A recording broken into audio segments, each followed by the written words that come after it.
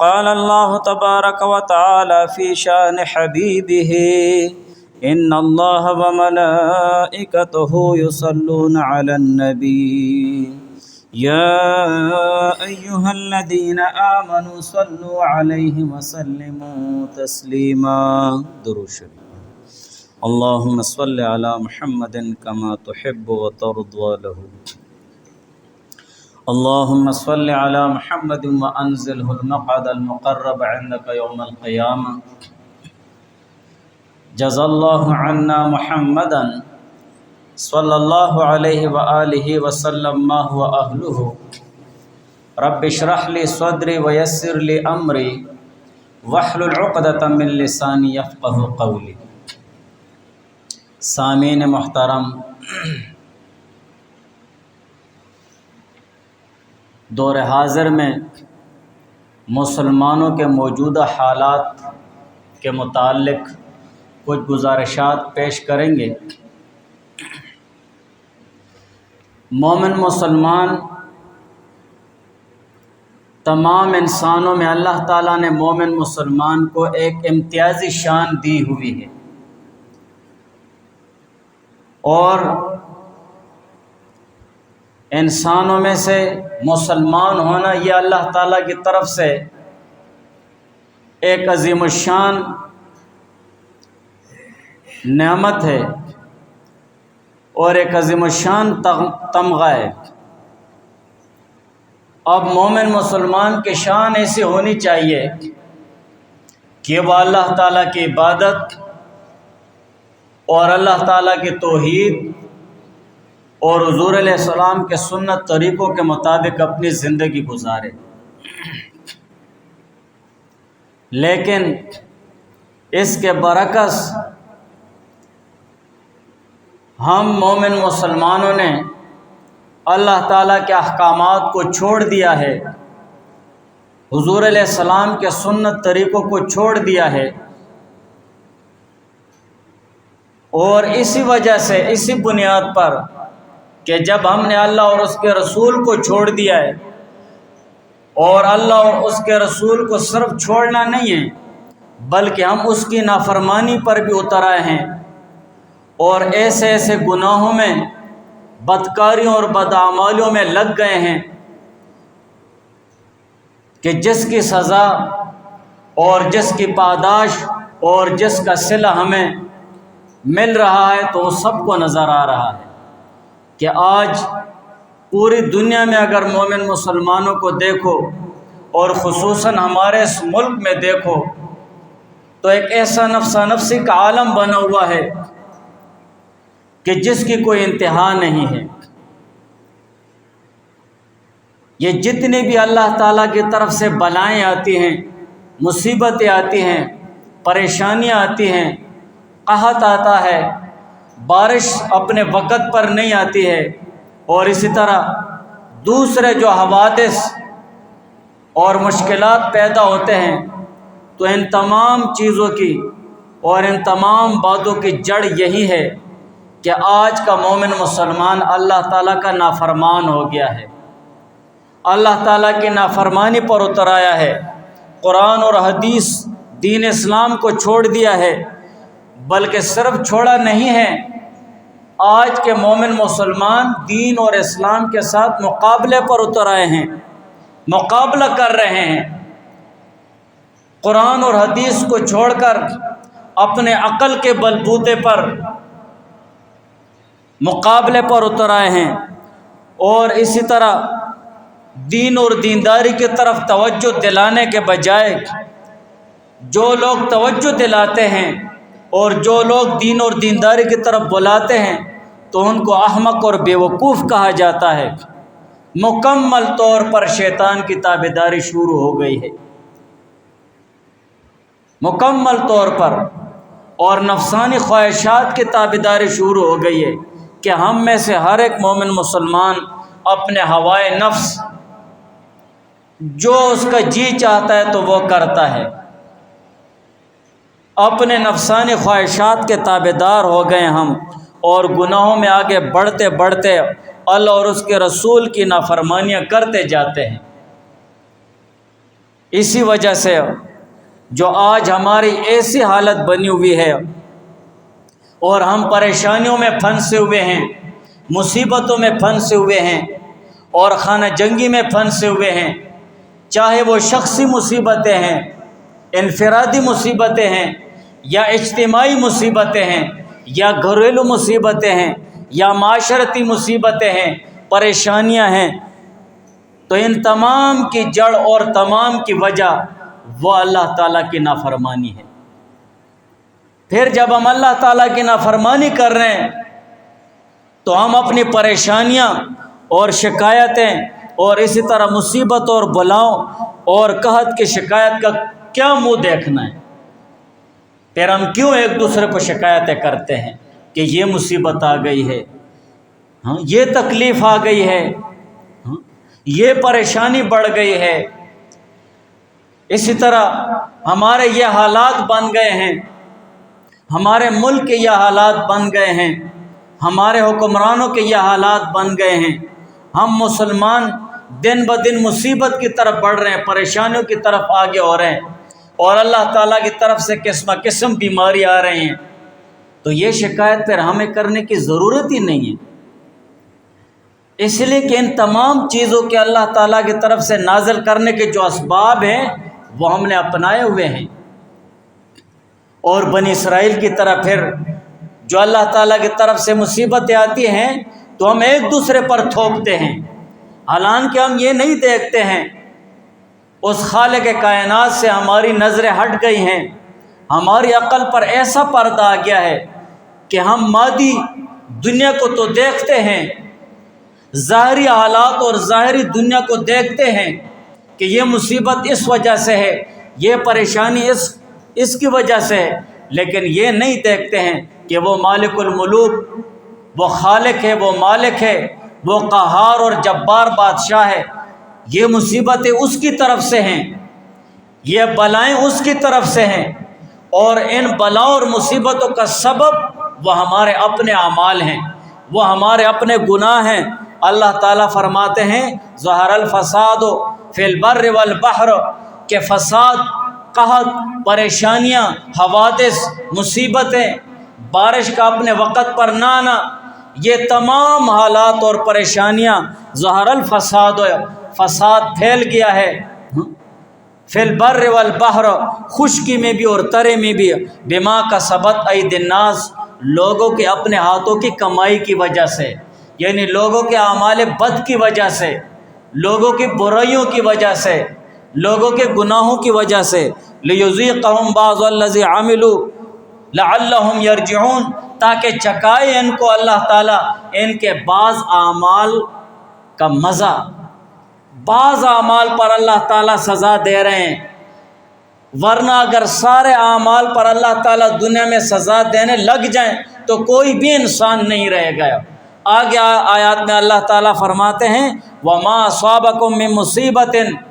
جو مصیبت اور پریشانی تمہیں پہنچتی ہے فَبِمَا كَسَبَتْ أَيْدِيكُمْ، تو تمہارے اپنے ہاتھوں کی کمائی کی وجہ سے، وَيَعْفُو عَن كَثِيرٍ، اور بہت سارے گناہ تو اللہ تعالیٰ معاف فرما دیتے ہیں، ورنہ تمام گناہوں پر اگر اللہ تعالیٰ پکڑ شروع کر دے پھر تو اس روئے زمین پر انسان ہی نہیں رہے گا، لیکن یہ اللہ تعالیٰ کے فضل اور مہربانی اور کرم ہے کہ اللہ تعالیٰ وَيَعْفُو عَن كَثِيرٍ، بہت سارے گناہ اللہ تعالیٰ معاف فرما دیتے ہیں۔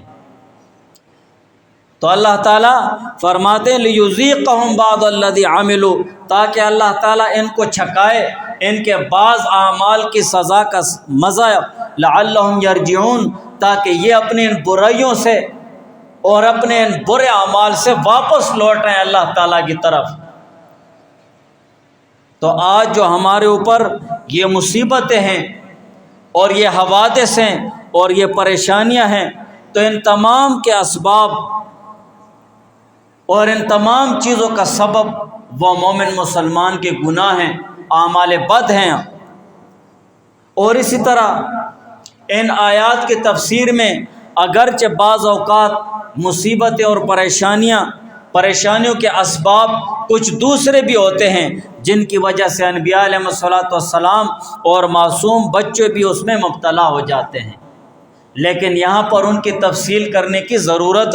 نہیں ہے اور گنجائش بھی نہیں ہے، بلکہ مقصد یہ ہے کہ ان آیات اور احادیث میں ایک ضابطہ بیان ہوا ہے، ایک قاعدہ کلیہ بیان ہوا ہے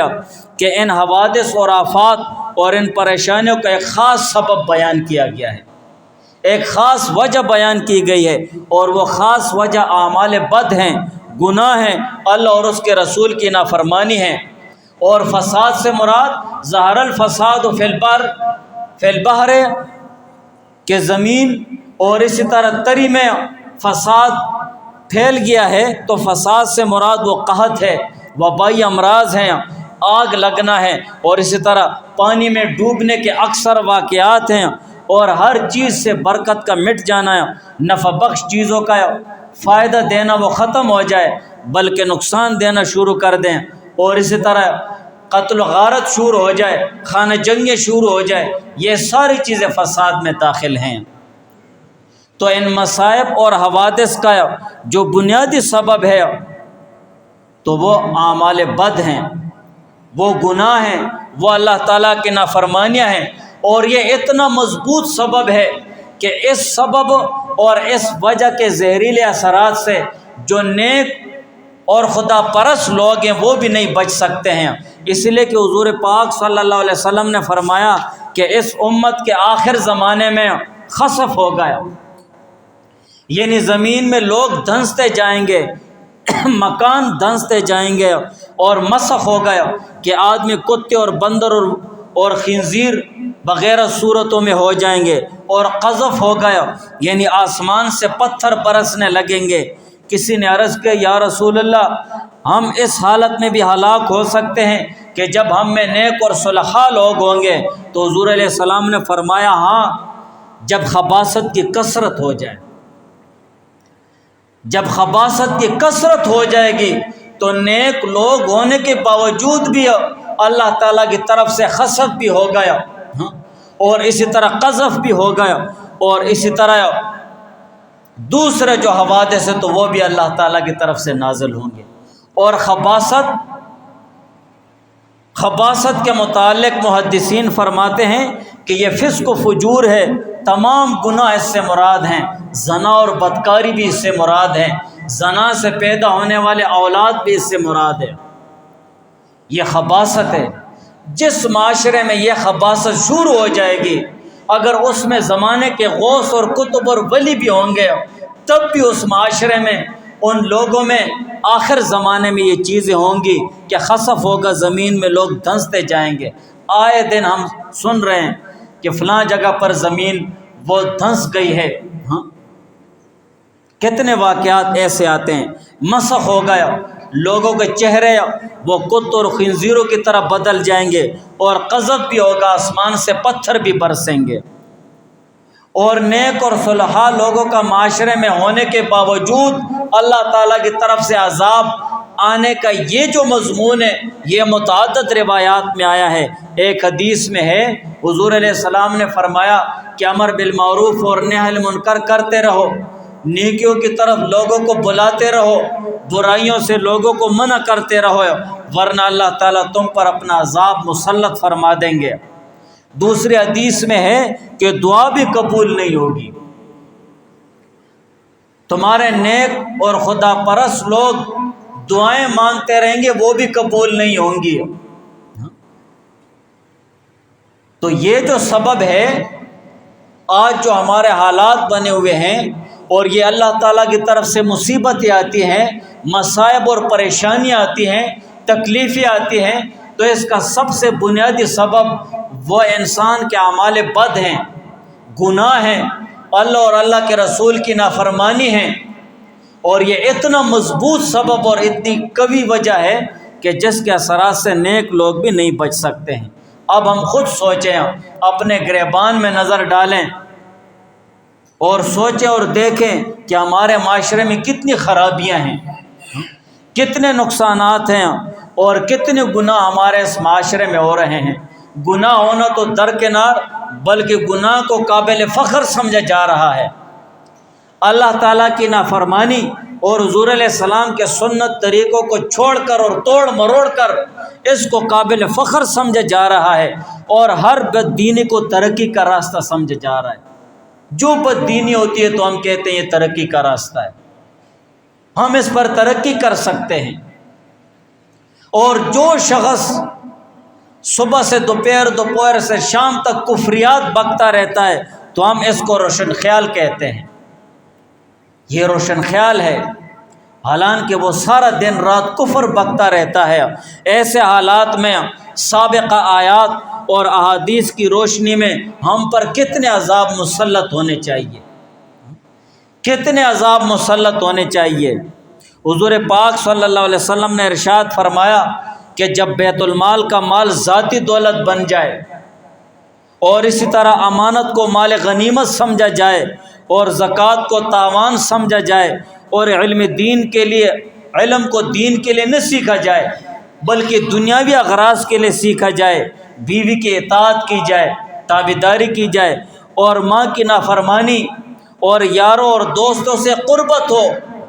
یاروں اور دوستوں کے قریب ہوتا جائے اور باپ سے دور ہوتا جائے، مسجدوں میں شور و شغب شروع ہونے لگے، فاسق لوگ جو حد سے تجاوز کرنے والے دین اور دینداری میں اللہ تعالیٰ کے احکامات کو توڑنے والے لوگ سردار بن جائیں گے، رذیل لوگ قوم کے ذمہ دار بن جائیں گے، برائی کے ڈر سے آدمی کی عزت کی جائے گی۔ اور اسی طرح گانے والیاں اور جو باجے ہیں، جو دوسرے تماشے، ان کو کھلم کھلا کیا جائے گا، شرابیں پی جائیں گی اور امت کے پہلے لوگوں کو برا بلا کہا جائے گا۔ تو اس وقت حضور علیہ السلام نے فرمایا سرخ آندھی اور زلزلہ اور زمین میں دھنس جانے اور صورت مسخ ہو جانے اور آسمان سے پتھر برسنے کا انتظار کریں۔ آج ہم اپنے معاشرے پر نظر ڈالیں کہ جو چیزیں حضور علیہ السلام نے احادیث میں ذکر کی ہیں، یہ مصیبتیں اور بلائیں اور اللہ تعالیٰ کی طرف سے حوادث آنے کے جو وجوہات احادیث میں حضور علیہ السلام نے بیان فرمائی ہیں، وہ مصیبتیں اور گناہ ہمارے معاشرے میں موجود ہیں۔ آج مال غنیمت کو، جو مال غنیمت اور بیت المال پر سربراہ بنے ہوئے ہیں اور بڑے بنے ہوئے ہیں، تو وہ اس کو ذاتی مال سمجھتے ہیں۔ امانت آپ نے کسی کے پاس رکھ دے تو وہ کہتے ہیں فری کا مال ہے یار، فری کا مال ہے۔ اور پہلے میں نے آپ کو بتایا امانت پر بہت تفصیلی بیانات ہوئے ہیں، فری کا مال ہے بس استعمال کرو۔ امانت کو مال غنیمت سمجھا جائے گا اور زکوٰۃ کو تاوان سمجھا جائے گا۔ ہمارے معاشرے میں کتنے ایسے امیر اور مالدار لوگ ہیں جو زکوٰۃ سے واقف ہی نہیں ہیں۔ ہمارے معاشرے میں ایسے بھی لوگ ہیں جن کو عشر کے متعلق بھی پتہ نہیں ہے۔ آج لوگوں نے اپنی اپنی فصلیں کاٹ ڈالی ہیں لیکن عشر کے متعلق ان کو ذرا برابر بھی علم نہیں ہے۔ اگر وہ گندم تقسیم بھی کرتے ہیں تب بھی شریعت کے مطابق نہ ہونے کی وجہ سے عشر جیسے فرض ان کے ذمے سے ادا نہیں ہوتا ہے۔ بہت سارے لوگ ہوتے ہیں وہ گندم تقسیم کر لیتے ہیں لیکن عشر ادا ان کے ذمے پر رہ جاتا ہے۔ اور علم دین کو دیکھو کہ آج ہمارے معاشرے میں ایسے بھی ہیں جو دین کا علم صرف دنیاوی اغراض کے لیے سیکھا جاتا ہے۔ کتنے بڑے بڑے جامعات بنا دیے گئے ہیں، اسی غرض سے وہ سیکھتے ہیں کہ ہم دنیا داری اور دنیا حاصل کر لیں۔ اور اسی طرح دوسری طرف دیکھو، بیوی کی اطاعت ہوتی ہے، اس کی ہر بات مانی جاتی ہے، لیکن ماں کی نافرمانی شروع ہو گئی ہیں۔ ہر ایک نوجوان، ہر ایک شخص یار اور دوست کے قریب ہوتا ہے، یار اور دوست کو اپنے قریب بٹھاتا ہے، اس کی بات مانتا ہے، لیکن اپنے والد سے دور بھاگتا جاتا ہے، اپنے والد کی نافرمانی کرتا ہے، یاروں کے ساتھ اپنی عیاشیاں کر رہا ہے، اور اگر والد اسے منع کرتا ہے تو اس کی نافرمانی پر اتر آتا ہے۔ اگر یار اور دوست ہمارے گھر اور حجرے میں آتے ہیں تو ہم اس کو اپنے والد سے زیادہ عزت دیتے ہیں، اپنے والد کو کم عزت دیتے ہیں۔ مسجدوں میں شور و شغب شروع ہو گیا ہے، آپ لوگ دیکھتے ہیں، اور اسی طرح فاسق لوگ سردار بن رہے ہیں۔ جو معاشرے کے انتہائی گندے لوگ ہوتے ہیں، وہ سردار بنے ہوتے ہیں، وہ چودھری بنے ہوتے ہیں، وہ بڑے بنے ہوتے ہیں، وہ لوگوں کے فیصلے کر رہے ہوتے ہیں، اور رذیل لوگ قوم کے ذمہ دار بن گئے، جو خسیس اور پستہ لوگ ہیں، جن کو قرآن اور حدیث سے کوئی واقفیت ہی نہیں ہے، ان کو استنجے کے بھی پتہ نہیں ہے، ہاتھ دھونے کا بھی ان کو سلیقہ نہیں ہے، رذالت ان میں، ان کے تن اور بدن میں رچی ہوئی ہے، وہ قوم کے ذمہ دار بن گئے۔ بھائی میں ذمہ دار ہوں، میں بڑا ہوں اس قوم کا، برائی کے ڈر سے آدمی کی عزت کی جاتی ہے، برائی کے ڈر سے، یار یہ بہت کمینہ آدمی ہے، اس کی اگر ٹھاٹ باٹ اور عزت نہ کروں تو ایسے نہ ہو کہ منہ کھول دے، یعنی اس کے منہ کی گندگی کی وجہ سے، اس کی برائیوں کی وجہ سے، اس کی بد اخلاقیوں کی وجہ سے اس کی عزت کی جاتی ہے، اس وجہ سے نہیں کہ وہ اچھا انسان ہے۔ اور اسی طرح جو گانے والیاں ہیں اور باجے ہیں، یہ کھلم کھلا استعمال کیے جائیں۔ آج دیکھو ہمارے معاشرے میں جتنی عزت اور حوصلہ افزائی ان لوگوں کی جاتی ہے، اتنے تو خدا اور رسول کی بھی نہیں ہوتی، ہاں اتنے تو خدا اور رسول کی بھی نہیں ہوتی ہے، جتنے ان لوگوں کی ہوتی ہے جو ناچ گانے والے ہیں، میراثی ہیں، ڈوم ہیں، جو بھی ہیں، ہاں کتنی عزت اور احترام ان کے کیا جاتا ہے، کتنی حوصلہ افزائی ان کی جاتی ہے، اور خدا اور رسول کی کوئی عزت اور احترام نہیں ہے۔ خدا اور رسول کو ہم نے چھوڑ دیا ہے بالکل، اور اسی طرح شرابیں پی جاتی ہیں، کتنے طور طریقوں کے ساتھ شرابیں بکتی ہے، لوگ سیر و سیاحت پر جاتے ہیں، اپنے ساتھ شراب لے لیتے ہیں،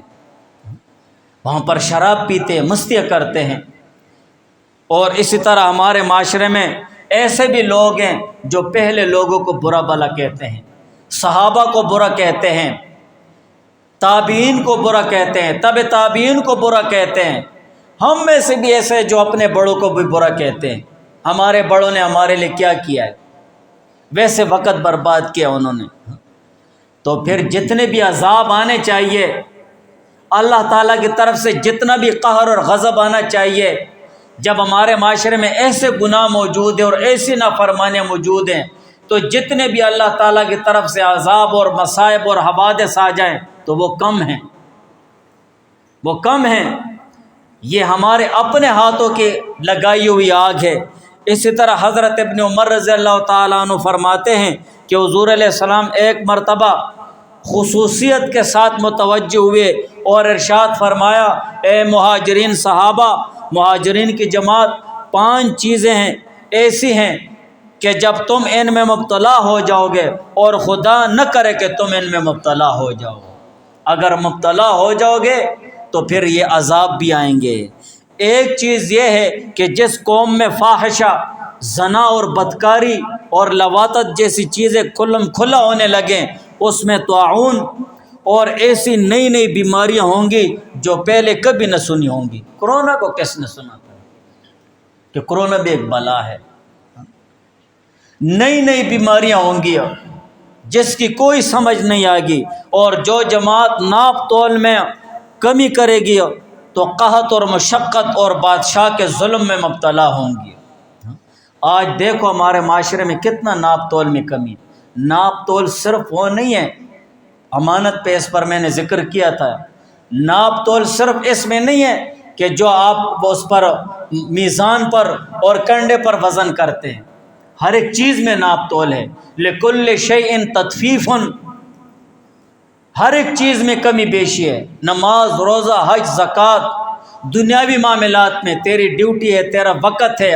تیرے پاس چیزیں، ساری چیزوں میں کمی بیشی کا تصور ہے، ساری چیزوں میں امانت اور خیانت کا تصور ہے،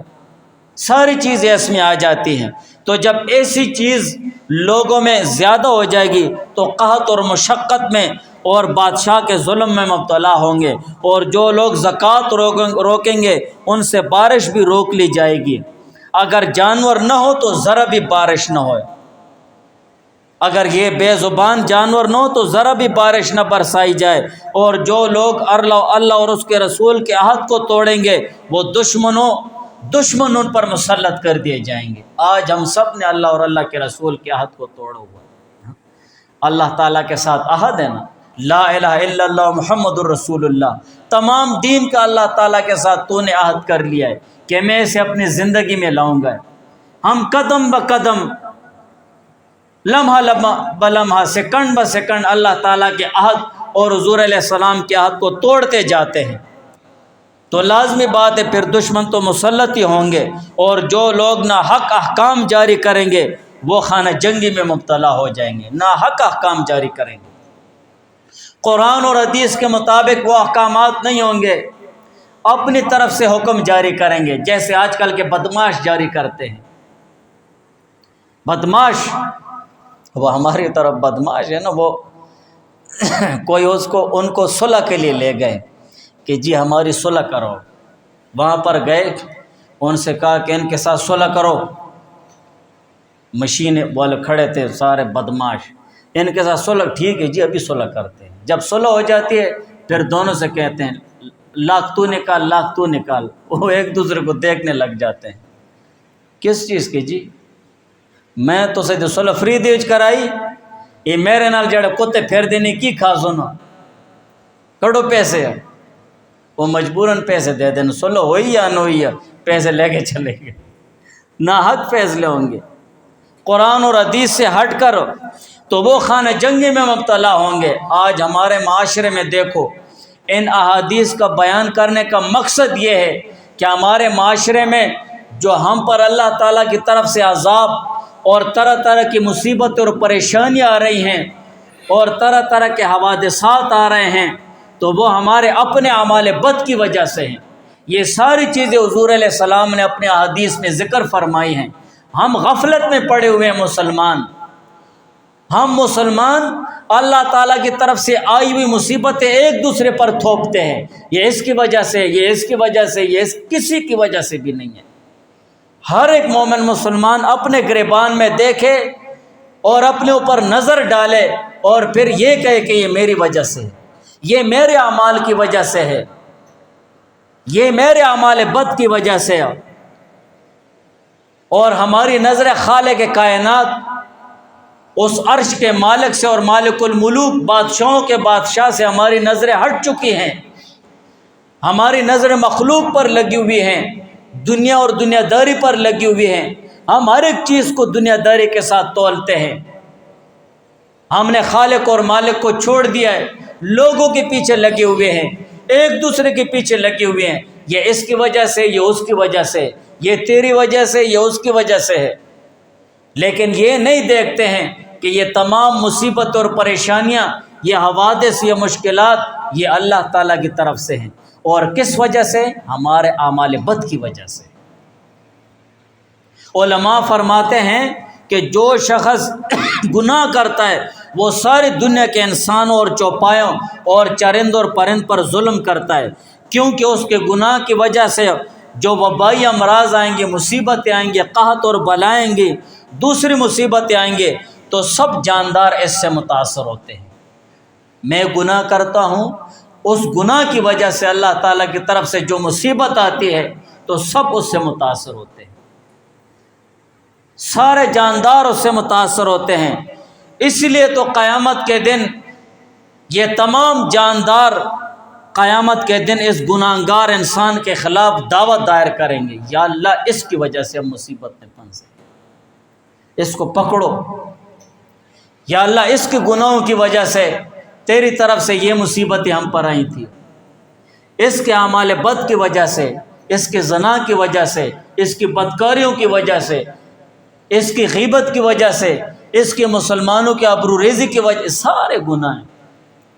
گناہوں کی ایک لمبی کتاب بن جاتی ہے۔ اور شقیق زاہد رحمہ اللہ تعالیٰ فرماتے ہیں جو حرام مال کھاتا ہے وہ صرف اس شخص پر ظلم نہیں کرتا ہے جس سے مال ناجائز طور پر ہڑپ کر کے کھا رہا ہے، بلکہ ساری انسانیت پر ظلم کر رہا ہے، ساری انسانیت پر، اس لیے کہ اس گناہ کی وجہ سے جو مصیبت اللہ تعالیٰ کی طرف سے آئے گی تو سب کو اس کا اثر پہنچے گا۔ تو اسی وجہ سے ہمیں سوچنا چاہیے، اللہ تعالیٰ کی طرف ہمیں اپنی نظریں پھیر لینی چاہیے۔ لعلہم یرجعون، ظہر الفساد فی البر والبحر، کہ خشکی اور تری میں بما کسبت ایدی الناس، لوگوں کے اعمال بد اور گناہوں کی وجہ سے خشکی اور تری میں فساد پھیل گیا ہے، مصیبت اللہ تعالیٰ کی طرف سے قحط ہو گیا ہے، اور اسی طرح دوسرے حوادث آ رہے ہیں، لیذیقہم بعض الذی عملوا، تاکہ اللہ تعالیٰ لوگوں کو ان کے اعمال کا مزہ چکھائے۔ اسی وجہ سے